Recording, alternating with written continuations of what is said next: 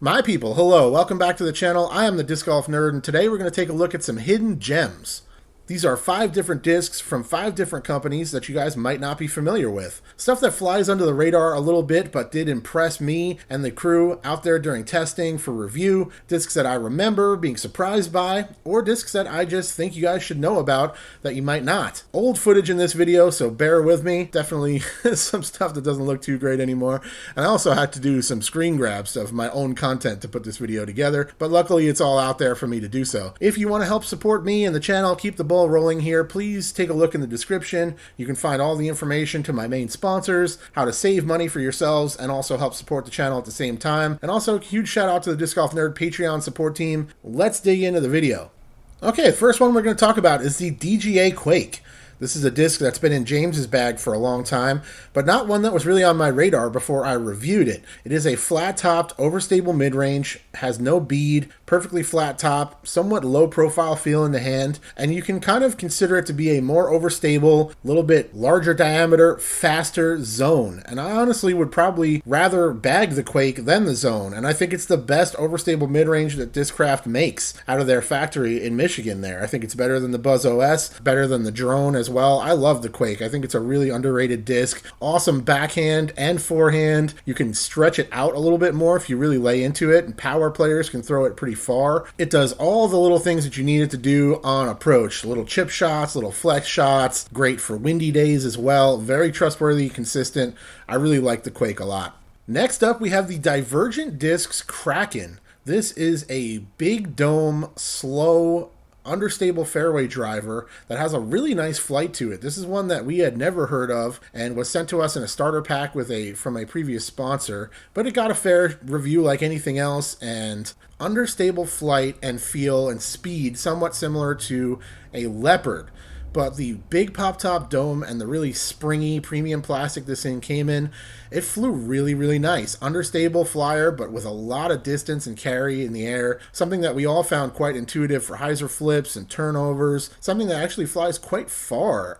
James was able to throw this thing really far out there in the field testing it a few years back. And definitely one that stood out to us, and one that you guys might not have heard of. I had never heard of Divergent at all until we actually started testing this starter pack. The Narwhal putter that came in the starter pack was also pretty solid. The mid-range was extremely understable and really more of a kid's disc in my opinion. But the Kraken is solid, and anybody could get good flights out of this thing. Unless you're a huge power arm, I wouldn't necessarily recommend it. But any kind of average player, I think you'd be quite surprised with how nice the Kraken actually flies out there. It really catches air under that big pop-top dome and has a very intuitive, understable flip-up flight to it that you can see works well for multiple arm speeds. Next up, we have the Gateway Prophecy. We tried this one in the Sure Grip plastic, which is extremely stiff and rigid, no flexibility whatsoever. Had the typical things you expect from Gateway, like some flashing and just kind of a strange design and feel in the hand overall, but we could not deny that this beaded, stable mid-range is a awesome flyer. Out there in the field, it was flying great on a ton of different angles. You can see here it has kind of a squared off front edge on that lead edge there and a pretty sizable bead, but this thing kind of flies and ends up performing quite a bit like a Rock 3, and this thing really holds awesome lines. You can see Andy was able to throw this on a lot of different shot shapes and get good results with it back in the field a few years back. This one we've had reviewed for quite a while now. I can't remember exactly when I tested this thing, but it's one of those ones that definitely comes to mind when I think of discs that surprised us, performing better than we expected, and kind of just we had no idea what they were really all about until we got out there and started testing the disc. It's actually funny that back in the day, I didn't have as much access to plastic in those days, so I ended up reviewing stuff that I probably wouldn't review at this point in my career with the channel and stuff. So glad we were able to get out and test the Gateway Prophecy, and it's definitely one that I would recommend to anybody looking for a really nice, stable, neutral, beaded mid-range. Next is from one of the newest companies on this list, and is Lone Star Discs, and this is the Curl. I reviewed this one relatively recently, so newer viewers probably saw the review pop up in the recent past, but it is a really, really excellent flyer, and the view count on that particular review really doesn't reflect how good this disc is. Kind of, again, flies under the radar a little bit since it's a new company. I also think Lone Star has released so many molds that it's a little bit tricky to figure out which ones to try and what their best molds are, because they have a ton of stuff in their lineup already. but this is one of the earlier ones that we tested, and the curl is really solid. It is an 11-speed distance driver. The two that you're seeing in the video here had nice pop-top dome to them, and then we also tested a glow that was flatter and a little bit more stable, a little less flight to it. But the pink one in particular was just a really great flying disc, something that could absolutely go in a lot of different players' bags as a workhorse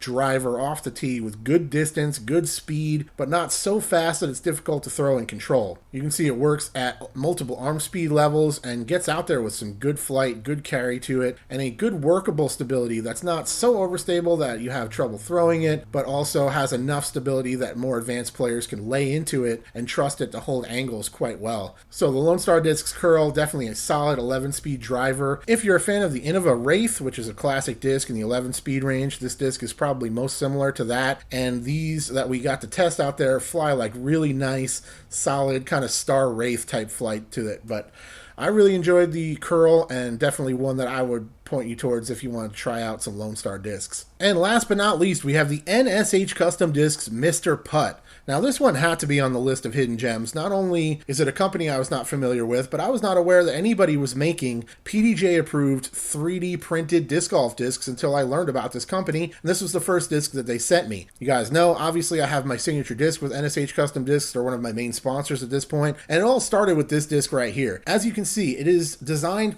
unlike just about anything else on the market. It has a perfectly flat top, perfectly flat sides. The bottom of the rim is also flat, and it has a very squared off chunky feel in the hand. This is a very mean overstable approach disc that works super well. It controls distance quite well. You can throw it up high and it will spike so aggressively that it doesn't skip at all, just digs and sits right where it lands. If you throw this thing on hyzer, it holds it super sharp. You can check up on it and throw it a bit softer and it'll actually fly a bit straighter like some other very overstable approach discs. But another thing that stands out about this disc is that it's probably the best forehand roller disc on the market. You can put it down almost perfectly on the angle you want to start it on, and it'll just stay on that angle throughout its time rolling down the fairway. So this thing is great for approaches on roller, forehand, and backhand. It's a disc that's in my bag and had to go on the list of hidden gems here for you guys to check out and reference in this video. That's it for this video. Thank you very much for watching. Shout out once again to the Disc Golf Nerd Patreon support team, my viewers, subscribers, fans,